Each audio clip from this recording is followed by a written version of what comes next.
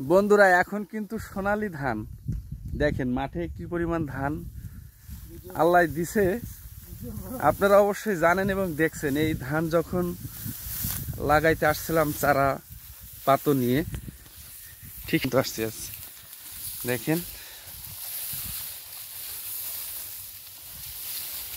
এই যে ধান,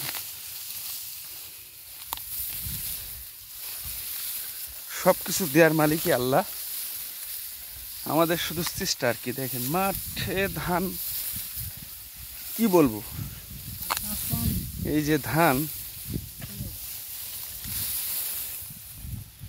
আপনি যেদিক তাকাবেন শুধু ধান আর ধান মাঠে। এই যে আমাদের আব্দুল্লাহ ভাই, ইনি কিন্তু এই ধান কাটবে আর কি। আমাদের ভাই একজন ধান কাটা গ্রুপের লিডার আর কি, লিডার। আব্দুল্লাহ ভাই, আপনি কেমন আছেন? ভালো।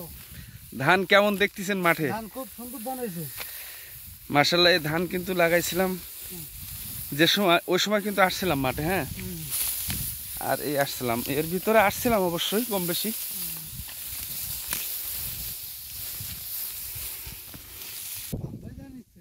ভাইরে ভাই, ধান একই মাঠের ধান। এই যে দেখুন এখানে এই ধানগুলো কিন্তু পাইকে গেছে, আর এই যে এটা কিন্তু কাঁচা রয়েছে, এটা একটু পরে লাগানো ছিল। তো বন্ধুরা আপনাদেরকে দেখাচ্ছি এজন্য, কারণ এখানে আমি যখন ধান লাগাইছিলাম তখনও কয়েকটা ভিডিও আপনাদেরকে দেখাইছিলাম। তো আসলে আপনি মাঠে যেদিক তাকাবেন শুধু ধান আর ধান, আল্লাহর রহমতে অনেক ভালো। এই যে দেখুন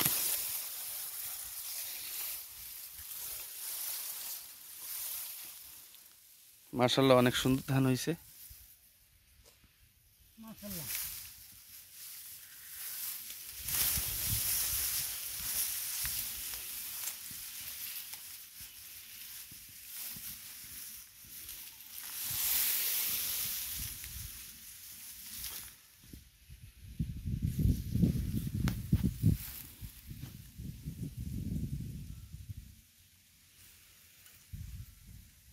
হয়তোবা কাল পরশু হয়তো ধান কাটা শুরু হয়ে যাবে।